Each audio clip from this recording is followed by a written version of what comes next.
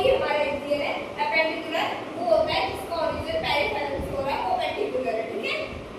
जो भी हमारे हाथ पैर के बोन्स आ जाते हैं सारे हमारे क्या होते हैं, हमारे पेंटिकुलर होते हैं। तो एक्सियल बोन्स के अंदर हमारे सबसे पहले आ जाता है स्कल, ठीक है। तो इस स्कल के अंदर हमारे 28 बोन्स होती है, ठीक है। 28 बोन्स कैसे होती है, जो हमारी क्रेनियल जो होती है 8 होती है। और क्रेनियल क्या है, हमारा ऊपर वाला हिस्सा है ना, इसको हम क्या कहते हैं, क्रेनियल कहते हैं। फिर हमारा आता है फेशियल बोन, ठीक है। फेशियल के हमारे 14 बोन्स होती है, 14 बोन्स होते हैं जो हमारे फेस के ऊपर होती है, ठीक है। और इसके अंदर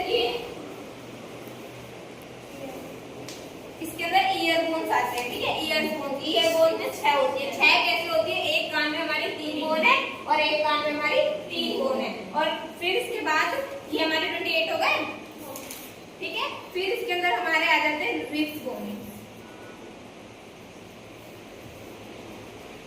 जो कि 24 होती है। 12 के पेयर होते हैं, 12 इधर होते हैं, 12 इधर होते हैं। तो 12 के पेयर होते हैं जिसको हम रिब्स बोन कहते हैं। फिर इसी के अंदर एक आता है हमारा स्टर्नम,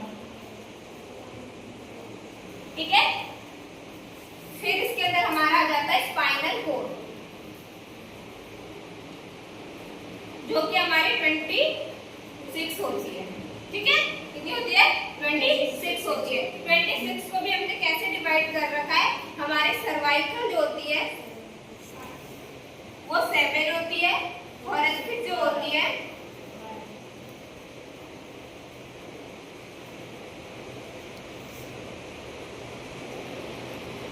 थोरेसिक जो होती है वो हमारी 12 होती है। जो हमारी लंबर होती है वो हमारी 5 होती है। और जो हमारे सैक्रम होता है वो हमारा 1 होता है। और जो हमारा कॉर्टेक्स होता है वो हमारा 1 होता है। तो ये तो हमारा बोन था एक्सियल। बट उससे पहले हम ये देखेंगे स्केलेटल सिस्टम के फंक्शंस क्या क्या होते हैं, ठीक है। स्केलेटल सिस्टम के फंक्शंस लाइक कि स्केलेटल सिस्टम हमारी बॉडी के अंदर क्यों जरूरी है। तो क्या कोई मुझे बता सकता है कि स्केलेटल सिस्टम हमारी बॉडी में क्यों जरूरी है? कोड के लिए, हाँ, और स्ट्रक्चर के लिए, और हमारे प्रोटेक्शन का बोलते हैं, ठीक है। हाँ, तो अगर हमारी बॉडी में स्केलेटल सिस्टम हुआ ही नहीं तो फिर क्या क्या डिसएडवांटेज होंगे उसके? मूवमेंट नहीं हो पाएगी हमारी। तो वो हमारे पेपर लाइक स्ट्रक्चर हो जाएगी जिसके अंदर कोई भी मूवमेंट नहीं है, वो कहीं पे भी सपोर्ट नहीं मिलेगा उसको, कभी इधर जा रहा है कभी इधर जा रहा है। तो इसी वजह से हमें कोई भी सपोर्ट नहीं मिलेगा। तो स्केलेटल सिस्टम हमारी बॉडी के लिए बहुत ही ज्यादा इंपॉर्टेंट है। फिर हम आ जाते हैं अपेंडिकुलर बोन्स के ऊपर। तो अपेंडिकुलर में सबसे पहले हमारे आ जाते हैं अपेंडिक्स, फिर आता है हमारा लोअर, फिर आता है हमारा दो स्कैपुला और 2 ही हमारा क्लेविकल, और फिर हमारे 2 आते हैं हिप बोन। इसके अंदर एक और था हायोइड, जो कि हायोइड होता है, यू शेप का होता है, इधर की साइड होता है, ठीक है। फिर ये जो अपर लिम्स होते हैं वो हमारे 30 होते हैं ना, और जो हमारे लोअर लिम्स होते हैं वो भी सेम 30 होता है। 60 ये हो गया, दोनों हाथ में हो गए ना, ये ठीक है। तो ये हमारे 60 हो गए, ये भी हमारे 60 हो गए, 60 और ये हमारे टोटल हो गए कितने, 126, ठीक है। अब 126 में जब हम हाथ की बात कर लेते हैं तो हाथ की बात कर लेते हैं तो हाथ में जो हमारे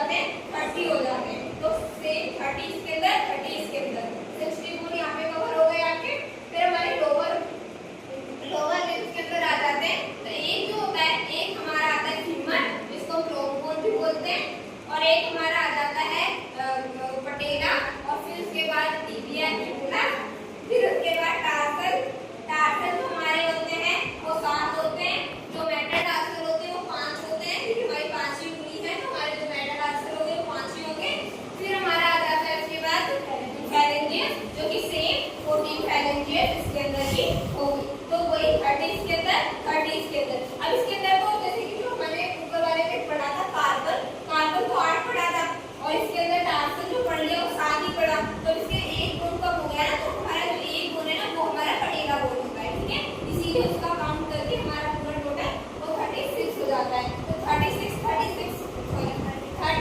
कितने हो गए? 60 हो गए। तो 60 हमारे 120 हो गए। और दो स्कैपुला, ये जो हमारे लेफ्ट साइड में ये चीज होती है इसको हम स्कैपुला कहते हैं। और दो कैपिटल जिसे हम ब्रेस्ट बोन या फिर सॉरी बोन या फिर कॉलर बोन भी बोलते हैं, ठीक है। और हमारा जो दो हिप होता है ये वाला रीजन जिसे हम हिप बोलते हैं, ठीक है। फिर हमारे जो रिब्स होते हैं वो रिब्स भी 3 टाइप में डिवाइडेड होते हैं, वो देख लेते हैं हम कैसे।